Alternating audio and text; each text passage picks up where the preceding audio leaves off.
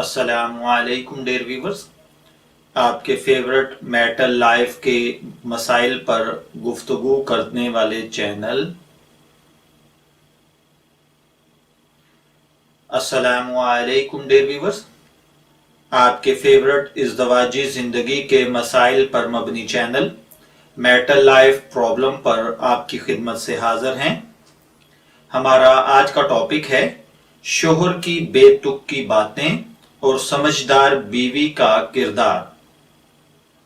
बाज़ औकात कम समझ शोहर अपनी वालिदा या अपनी बहन से बीवी के रिश्तेदारों के मुताल्लिक सही या गलत खबर सुनकर बीवी को ताना देता है कि तुम्हारे भाई ऐसे, तुम्हारी बहन ऐसी, तुम्हारे वालिदैन ऐसे ऐसे हैं।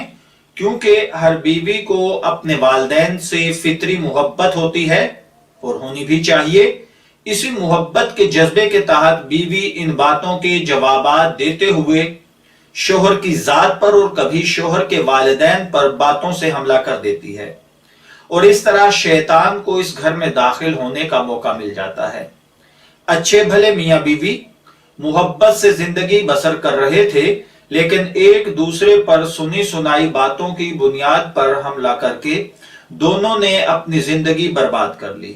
लिहाजा समझदार बीवी को चाहिए कि अपने वालिदैन और भाई बहनों की तरफ से मुदाफत करने की बजाय या अपनी सास और नंद के अयूब खोलने की बजाय खामोश हो जाए और ये कह दे कि अगर आपको मेरे वालिदैन या किसी भी रिश्तेदार से कोई तकलीफ पहुंची है तो मैं उनकी तरफ से माफी मांगती हूं और मैं उनको समझा दूंगी कि आइंदा ऐसा ना करें और आप भी उनको दिल से माफ कर दें। लेकिन मेरी राय यह है कि उन्होंने कोई गलती की है या किसी के साथ बुरा किया है तो ये उनकी गलती है और इनका मामला है। हम अपना घर उनकी वजह से क्यों बर्बाद करें? अगर हम भी उनकी वजह से आपस में झगड़ेंगे तो इससे पहला झगड़ा तो खत्म नहीं होगा, बल्कि अब दो झगड़े उठ जाएंगे, दो बुराइयां पैदा हो जाएंगी। लिहाजा अक्लमंदी का तकाजा यह है कि हम उनकी बुराई को अच्छे तरीके से खत्म करने की कोशिश करें, ना यह कि आपस में बहसो मुबाहिसा करके आपस के इख्तलाफात को जन्म दें और एक बुराई को खत्म करने की बजाय दो बुराइयां वजूद में ले आए। इसी सिलसिले में हम एक वाकया मुसलमान बहनों और भाइयों के लिए मिसाल के तौर पर पेश करते हैं। अल्लाह ताला इस वाकये को सुनने के बाद हमारी हिदायत का जरिया बनाए। इस नेक औरत की यह मुबारक सिर्फ तमाम मुसलमान बहनों को अपनाने की तौफीक अता फरमाए, आमीन।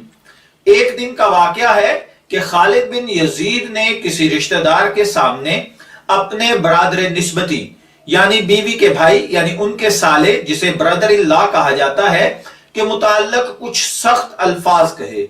उनकी बीवी रमला बिनते जुबैर उसके करीब ही बैठी हुई थी। वो सर झुकाए खामोशी से बैठी रही।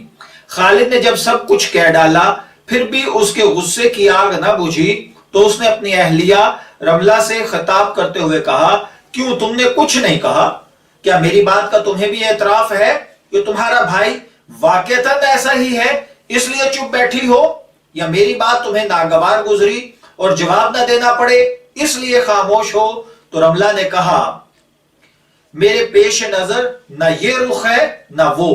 बात यह है कि हम औरतों का काम मर्दों के दरमियान दखल देना नहीं है, न हम इसलिए पैदा की गई हैं। हमारी हैसियत तो खुशबूदार पौधों और फूलों की सी है जो सूंघने और नजरों को भाने के लिए समेटे जाते हैं। इसलिए तुम मर्दों के मामलात में दखल अंदाजी से हमें क्या वास्ता? खालिद को अपनी बीवी का यह जुमला इतना पसंद आया कि वो अपनी जगह से उठा और आकर बीवी की पेशानी को चूमा और बहुत ही खुश हुआ और दिल में अपने बरादर निस्बती यानी साले के मुताल्लिक जो नागवारी थी वो दिल से खत्म हो गई। इसीलिए हजरत सुलेमान बिन दाऊद अलैहिस्सलातु वसलाम अपने फैसलों में फरमाते हैं, समझदार औरत उजड़े हुए घर को आबाद करती है और नासमझ औरत बने बनाए घर को वीरान कर देती है। गौर कीजिए कितनी समझदारी की बात थी और कितनी समझदार बीवी थी। अगर उस वक्त जवाब देने लग जाती, अपने भाई की सफाइयां पेश करती तो उसके चंद ही जुमले खालिद के गुस्से के ईंधन पर माचिस की तीली का काम देते اور بہت بڑی آگ بھڑکتی اور بات بہت آگے نکل جاتی، مگر ان سمجھدار عورت نے عقل مندی سے 2 میٹھے بول بولے جس نے شوہر کے غصے اور ناگواری کی اس آگ پر موسلا دھار بارش کا کام کر دیا، اور ایسی سمجھداری سے بات کی کہ بھائی کی عزت پر بھی کوئی دھبا نہ آنے دیا، اور بھائی کا ساتھ دیتے ہوئے شوہر کو بھی ناراض نہیں کیا، بلکہ ان دونوں کے بیچ سے ایسا راستہ نکالا کہ خود بھی محفوظ ہو گئی، اپنے شوہر کے بھی غیظ و غضب اور آگ سے نجات دلائی۔ کیا ہماری مسلمان بہنوں کے لیے اس عقل مند خاتون رملہ بنت زبیر رضی اللہ تعالی عنہ کے واقعے میں کوئی عبرت نہیں؟ کاش میری مسلمان بہنیں اپنے اسلاف کی مبارک عادتوں کو اپنائیں، جن سے ان کے گھر جنت کا نمونہ، خوشیوں کا مجموعہ اور نور محبت کا گلدستہ بن جائیں گے۔ اس طرح بعض خواتین کی ذکاوت حس اور ہوشیاری کے قصے بے شمار محفوظ ہیں۔ میں دعا گو ہوں کہ اللہ تعالی ہمیں ان باتوں کو سمجھ کر ان پر عمل کرنے کی توفیق عطا فرمائے۔ اجازت چاہیں گے، پھر ملیں گے کسی نئے ٹاپک کے ساتھ، تب تک کے لیے اللہ حافظ۔